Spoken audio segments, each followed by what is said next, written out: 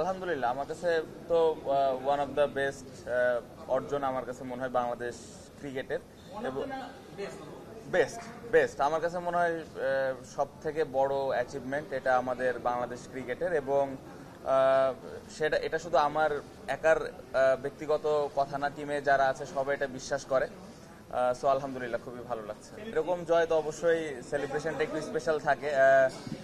জিতার পরে ড্রেসিং রুমে সবাই অনেক সেলিব্রেট করেছে, সবাই হাসি খুশি ছিল। হোটেলে যাওয়ার পরেও আমরা সেলিব্রেট করেছি।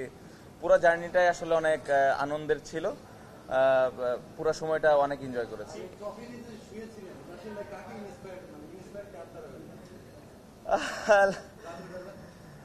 না, আসলে যেটা আমি একটু আগে বললাম যে জয়টা অনেক স্পেশাল ছিল আমার কাছে মনে হয়।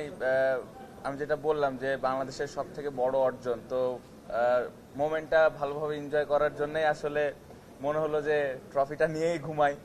তো এটাই আর কি। আর কাউকে দেখে না জিনিসটা, লিওনেল মেসিকে দিয়েই শুরু হয়েছিল। সো এই আর কি।